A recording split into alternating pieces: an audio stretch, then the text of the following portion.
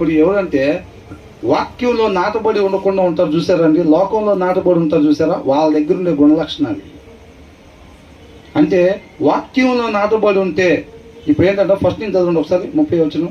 సాత్వికమైన మనసు. సాత్వికం అసలు ఎక్కడి నుంచి ఉంటుంది? లోకంలో ఉంటుందా లేకపోతే వాక్యంలో ఉంటుందా?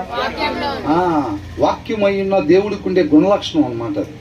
మనం ఆయనలో నాటబడి ఉంటే, ఆయనతో అంటుకట్టబడి ఉంటే, దేవునితో వాక్యమై ఉన్న దేవునితో బలమైన సహవాసం మనం కలిగి ఉన్నప్పుడు ఆయన గుణలక్షణం అయినది మనకు కూడా వచ్చిద్ది. అప్పుడు మనకి జీవం కలిగిద్ది అని అంటున్నాడు. అలా లేకుండా లోకంలో నాటబడి ఉన్నాం అంటే క్రైస్తవులు అయినప్పటికీ కూడా బాప్తీసం తీసుకుని 5-10 సంవత్సరాలు అయినా వాక్యం చదవకుండా కానీ మనం ఉంటున్నట్టయితే కనుక మనది ఏముంటుంది? పాత లక్షణాలు. అవునా?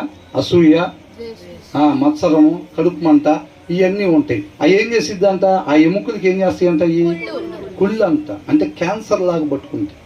అర్థమవుతుందండి? ఇక అది శరీరం జీవించడానికి అవకాశం ఉందా?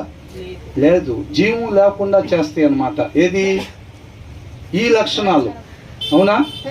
ఏది? ఈ అసూయ, కడుపు మంట, ఇవి ఉంటాయి చూసాను. చాలా మంది క్రైస్తవులుగానే ఎన్నో సంవత్సరాల నుంచి కొనసాగుతూ ఉంటారు, లోపల మాత్రం ఈ లాకర్లో జాగ్రత్తగా అలాగే ఉంటాయి అన్నమాట.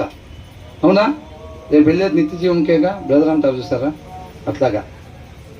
ఇక కష్టం అండి, 1 గంటే ఉండేదంటే ఏమంటారు? అయ్యా ఇంకా గంట తర్వాత నిత్య జీవనకేగా అని అనుకుంటారు. అవునా కదా? మరి అసూయ, మత్సరం, కడుపు మంట ఇవన్నీ ఉన్న వాళ్ళు ఎక్కడికి వెళ్తారు? వీళ్ళకి చోటు లేదంట అక్కడ నిత్య జీవంలో. అవునా కదా?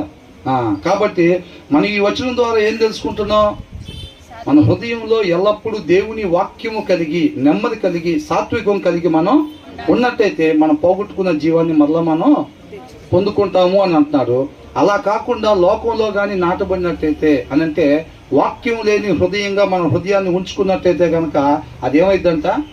మన ఎముకలు ఏమవుతాయి? కుళ్ళు పట్టిపోతాయి, జీవాన్ని పొందుకోలేకుండా ఉంటాము అని అంటున్నాడు.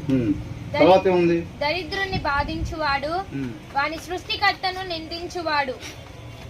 దరిద్రుని బాధించువాడు. ఓల్డ్ టెస్టిమెంట్ లో దరిద్రుడు అంటే ఎవరు? పేదవాడు. అవునా?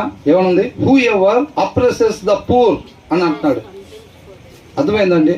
ఈ లోకంలో ఏం చేస్తారు? మనం ఎప్పుడు మాట్లాడుకునేదే గొప్ప గొప్పలతో సహవాసం చేయాలని ఆశపడతా ఉంటారు. మన లైన్లో ఎవరికైనా పెద్ద కారు ఉందనుకోండి, ఆ అన్నతో సహవాసం ఎట్లయినా చేయాలి. అన్న నాకు బాగా తెలుసు. అవునా? సర్పంచ్ గారు నాకు బాగా తెలుసు. బాగా పేరున్న వాళ్ళు ఉన్నా, డబ్బులు ఉన్న వాళ్ళు ఉన్నా, ఇలాంటి వాళ్ళతో సహవాసం చేద్దాం అనుకుంటారు. అదే మనకి 2 ఇళ్ళు పక్కన పేదవాళ్ళు ఉన్నారనుకోండి, తినటానికి లేని వాళ్ళు,